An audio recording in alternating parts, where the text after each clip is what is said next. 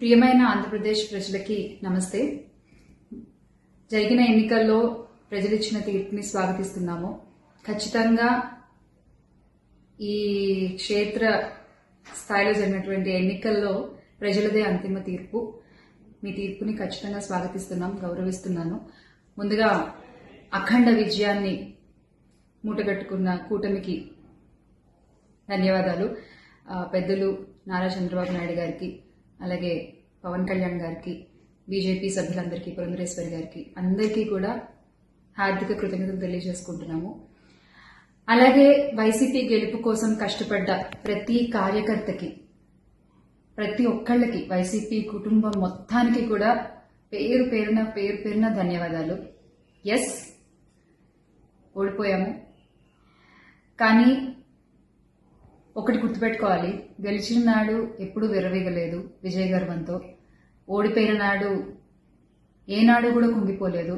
అలాగే ఈసారి కూడా మన జగన్మోహన్ రెడ్డి గారు మరింత బలాన్ని పుంజుకుని మళ్ళీ ఖచ్చితంగా మీ అందరి సపోర్ట్తో మనందరం కలిసి జగనన్నతో నడిస్తే ఖచ్చితంగా మళ్ళీ ఒక మంచి ప్రభుత్వంగా మనం ఏర్పాటవుతాము.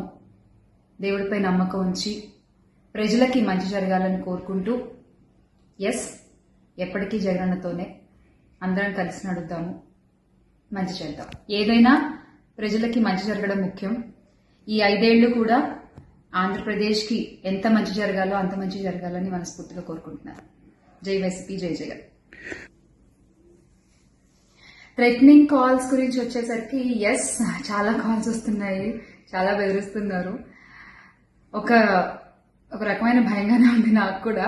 కానీ ఏంటంటే ఒకటే చెప్పాలండి, నేను మీకు ఒకటి నచ్చుతుంది, నాకు ఒకటి నచ్చుతుంది, అలా అని చెప్పి మీకు నచ్చింది నాకు నచ్చిందని చెప్పి మీరు బతకడానికి వీల్లేదు అంటే ఇది చాలా అన్యాయం అన్న, చాలా అన్యాయం. సో ప్లీజ్, దయచేసి ఏది కూడా వ్యక్తిగతంగా తీసుకోవద్దు. నేను వ్యక్తిగతంగా ఎవరిపైన విమర్శలు చేయలేదు, చెయ్యను కూడా. ఎప్పటికీ నాకు చాలా గౌరవం. ఎవరన్నా కూడా వ్యక్తిగత విమర్శలు ఏవి నేను ఎప్పుడు చేయలేదు, చేయని మళ్ళీ చెప్తున్నాను. సో దయచేసి మీరు కూడా ఏది పర్సనల్ గా తీసుకోవద్దు. ఎస్, ఒక పార్టీని గెలిపించేటువంటి ప్రయత్నంలో నేను ఎంత చేయాలో అంతా చేశాను, ఉన్నదే చెప్పాను, లేనిది ఎక్కడా మాట్లాడలేదు. దయచేసి దాన్ని అర్థం చేసుకుంటారని కోరుకుంటున్నాను.